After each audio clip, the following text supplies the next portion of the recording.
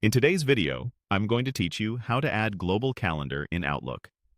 If you use Outlook on the web and want your calendar to display dates according to another regional or cultural system alongside the standard view, this walkthrough is for you.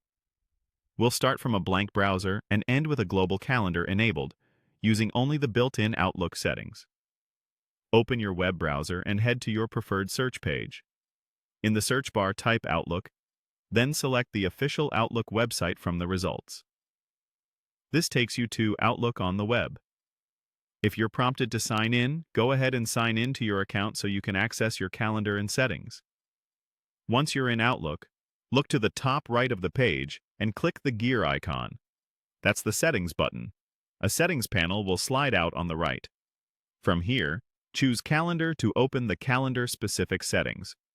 If you see multiple sections, select the area labeled View or Calendar Settings so you can adjust how your calendar is displayed.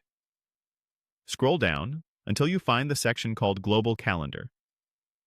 This is where you can add an additional calendar system that appears alongside your default dates. Click the checkbox labeled Add a Global Calendar to enable it. Turning this on tells Outlook to display a secondary calendar format. Next, select a language. This ensures that month and day names are shown in the language you prefer for the global calendar. Pick the language that matches the calendar you plan to use so names and labels appear correctly.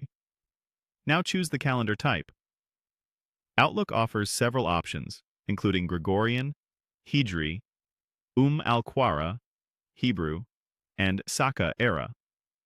Select the one that matches your needs. For example, if your work spans regions that use the Hijri or Hebrew calendars, selecting that option will help you see those dates right beside the standard ones. This can make scheduling and recognizing holidays much easier without changing your main calendar. After you've set the language and calendar type, click Save. Your changes will apply to your Outlook calendar.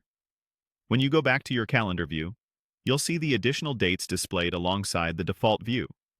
If you don't notice the change right away, give the page a moment to refresh, or revisit the settings to confirm the checkbox is enabled and your selections are saved.